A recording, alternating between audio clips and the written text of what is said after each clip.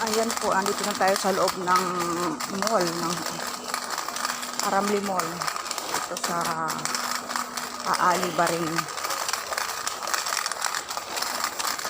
Hahanap tayo ng bihon. Maliit lang. Para lang sa amin dalawa na aking kasama. Pangatlo pala yung maniho namin. Limit ko ba kain na rin yun ng ganito eh.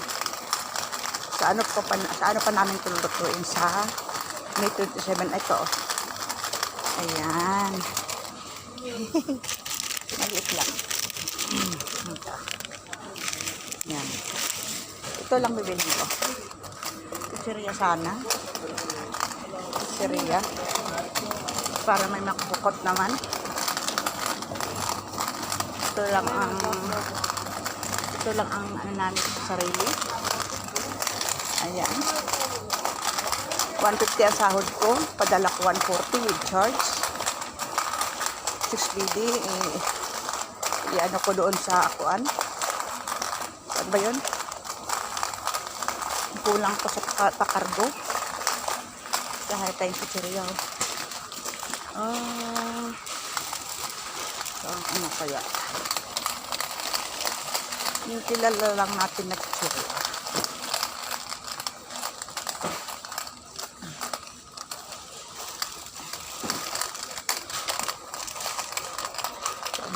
Saan kaya?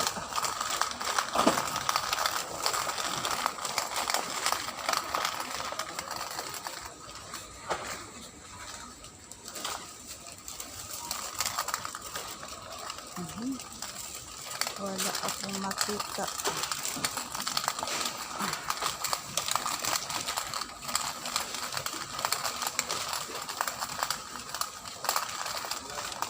Hindi ko nakikita yung hinahanap ko ng mga pizzeria, yung mga Mr. Chips, GP, or mga kung ano-ano ko man. Hindi ko nakikita, so parang nakukuriputan pa nga ako eh. Wait lang ha, ito, may roller coaster. Ayan, may roller coaster, hindi ko alam, potato rings, barbecue. Wala nang iba. Ito pala. Ito na lang. Wala nang matira. Ewan ko lang kung magkano lang matira sa akin. Ay, may Oshi din, oh. Ito, kaya. ito. Oshi. Yan. Bali, 4. Yan, hindi ko alam kung magkano na ito. Tama na yan. May mga dates, oh. Doon tayo.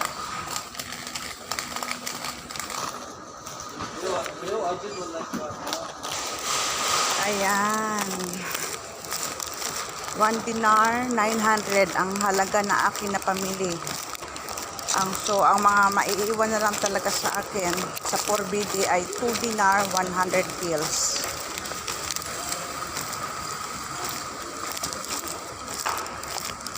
Ang sukli ko.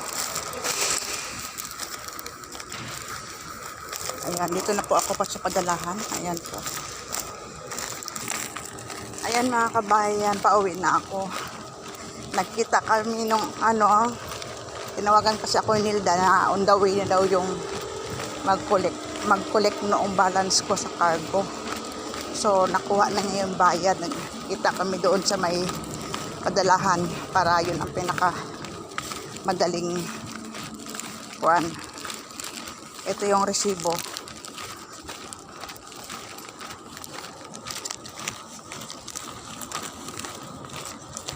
Ito yung resibo ng aking full payment. Yan. Yan, resibo ng aking full payment. Uwi na ako.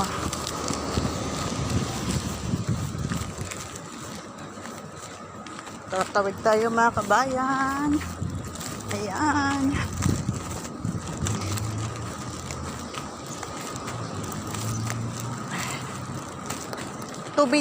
tubig din na malinis na naiwan sa akin. saan makakarating at kailan ano ang maaabot nitong tubig. Siyempre, aabot pa yan hanggang next salary, next month. Yung cellphone na balak kong bilhin, hindi ko na nabili. Kasi, yung natirang pera ko noong nakaraang buwan, binayad ko doon sa cargo, nag-balance na ako ng 6 BD. So, ngayon, ibinayad ko naman yung 6 BD ngayon.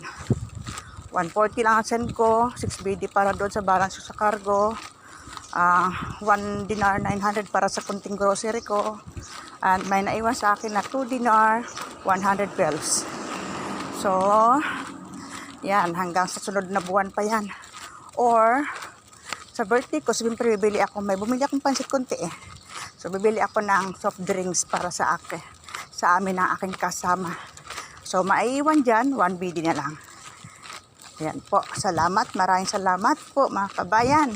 Yan po ang buhay ng mga OFW, lalo na sa aming mga DH lang. Puro resibo. Pero ang sa pagandahan po naman sa akin, kahit pa paano, may naiipon ako ngayon na sa savings. Yan.